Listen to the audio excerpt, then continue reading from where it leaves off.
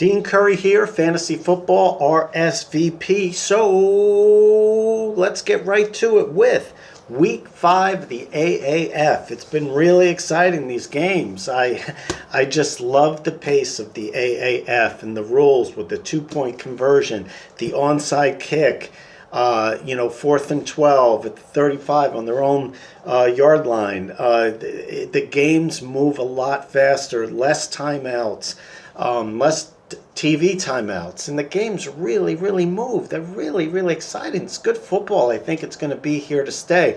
Not a lot of people, covering the AAF. I feel, it's something that I have to do, provide information for sports fans. So I've been watching the games, and I really enjoy them. All the games, all the teams. That a lot of the teams are, it's nice about it now is the teams are actually all getting a little bit more organized. It started off with the Iron being very organized team, as well as the Orlando Apollos were really organized. They were light years ahead of everyone else, but now, other teams are starting to catch up. Let's go, right to it at running back. At this point of the game, you have to start thinking, trades and stuff like that. There's only 8 teams in the AAF. And, a running back I really like is D'Ernest Johnson of the Orlando Apollos. I think his numbers are going to be consistent. In fact, I've been talking about the Orlando Apollos offense over and over again because I do feel they're the best team. Other teams are catching up. But, they have a very good, quarterback in Gilbert, and this guy spreads the ball out to Johnson out of the backfield. And I also like their wide receiver, Charles Johnson. And he's very consistent. And I would, stick with the Orlando Apollos offense because Spurrier's offense is to spread that ball around and air it out. And they really love that type of offense with the running back coming out of the backfield and things of that nature. Last week, I also mentioned to everybody about Kenneth Farrell to San Antonio Commanders to pick him up. He had a huge week this week. It would probably be tough to get him in a trade right now. But, there might be other guys that, you might want to look at, like Zach Stacy, if you could pick up. And, because he had a really big week last week. But I'm mentioning him today because I really think, he's going to do well.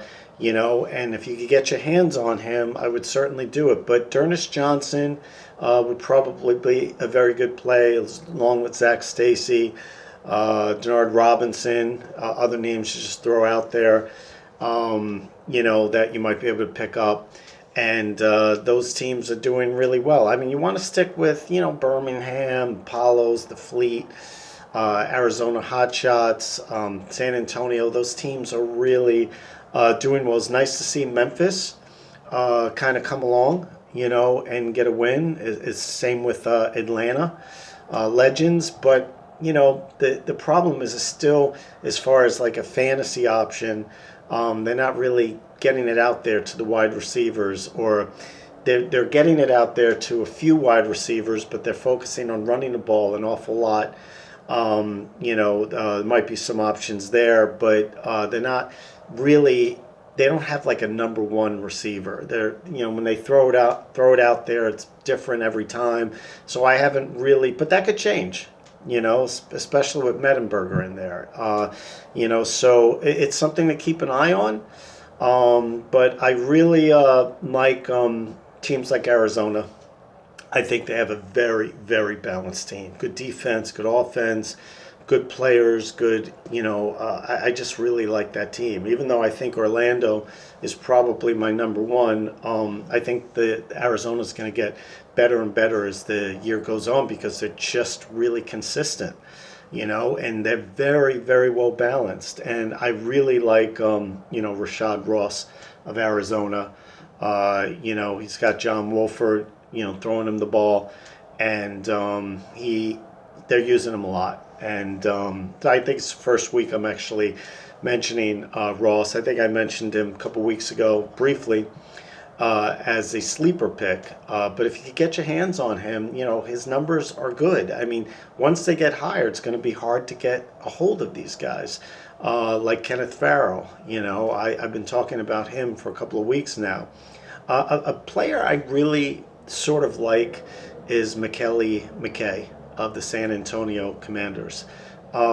He is very consistent, and they have other options, so he's not being really double teamed. His numbers are pretty good. Catches 4, 5, 6 catches, 70, 80 yards. Seems like every week he's doing that. And, he's a big target. He runs great routes, and he gets open, and he's tough to tackle. And he gets a lot of plays like in the slot where, he's he catches the ball in a lot of different ways. He runs good routes. He can catch it deep. But he's also really good at dumping the ball off too. He's hard to tackle. So his numbers are consistent. They're not high. He's not putting up like 120, 130. One week his numbers were really high, but you might be able to get him in a trade. I would certainly do that. He's got Logan Woodside throwing him the ball. I really like him as well. But a very consistent quarterback. And let's talk about quarterbacks. I really like John Wolford of Arizona. I like Philip Nelson of the Fleet too. I think his numbers will climb. Mettenberger, keep an eye on. Murray came in for Sims. Got to keep an eye on that. See which quarterback's going to start because Sims got hurt in that game. But Murray looked really good. So these are, again, options that you could look at. But two quarterbacks that have been really consistent is John Wolford of Arizona. They run a very good offense, very balanced team, very well coached, and it's very consistent. And I really like Logan Woodside. I like his development. I think his numbers will continue to climb as the season moves on. We're already in week 5. I mean, it's amazing how quick it's going. Fantasy playoffs start after like week 8. It's like in 4 weeks. So yeah, I would really look. I really like Logan Woodside. I really like John Wolford.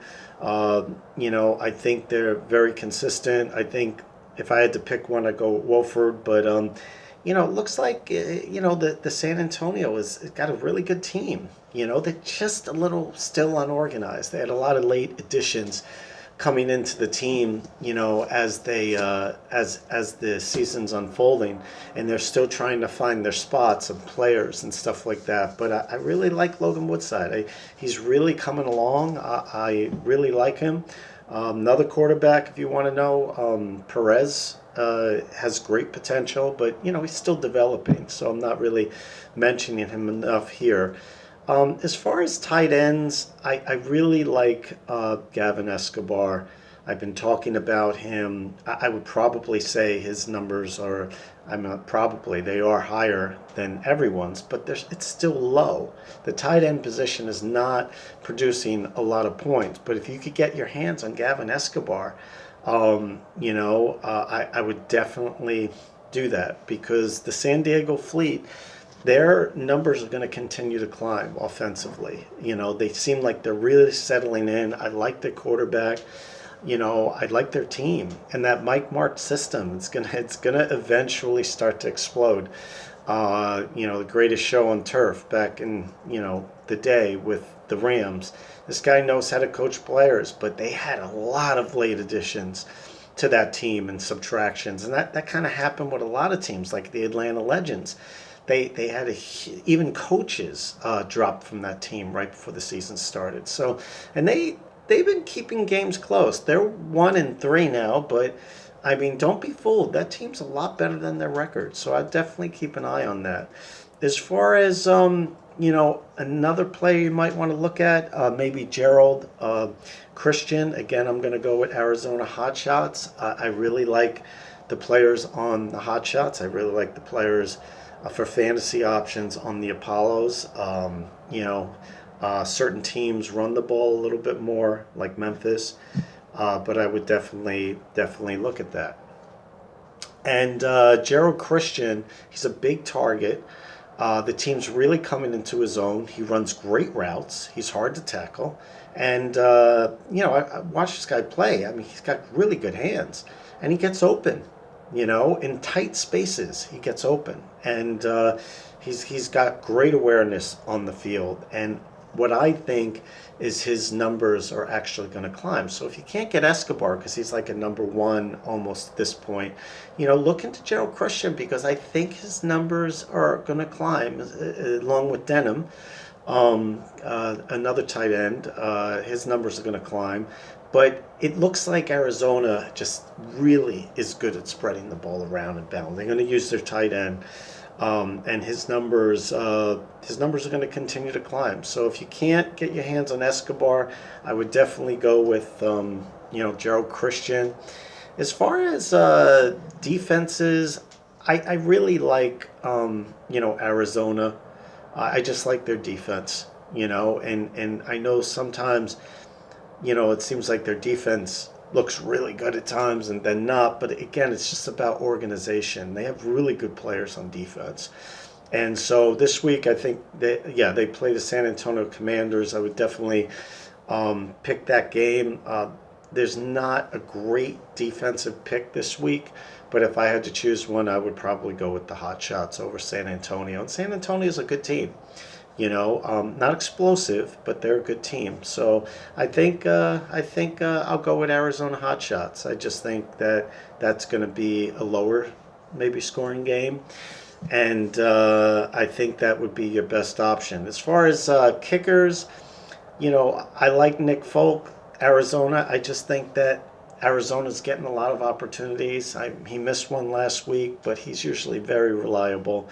And they're going to get a lot of opportunities, and they have a hard time getting in the end zone, Arizona. So it's just a great recipe for a kicker. And that's more or less the players I really like this week in Week 5. I really am enjoying these games, and I highly recommend watching some of these games because they're really addictive. Like the speed of it.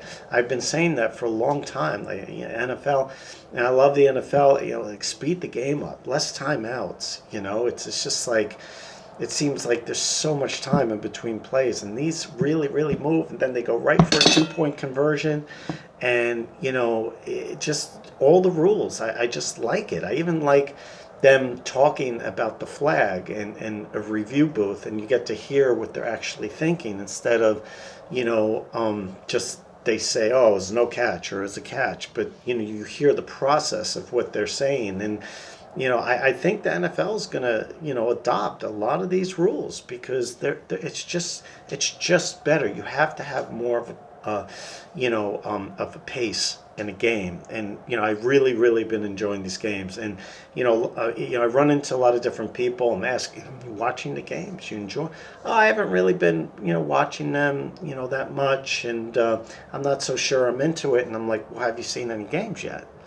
And the people that are saying that they're not that into it are people that haven't watched a game. They're like, no, I haven't really watched a game. I saw a few highlights. I'm like, you got to watch the games because everyone that I know is that actually watching the games, they're actually saying, wow, these games are really good.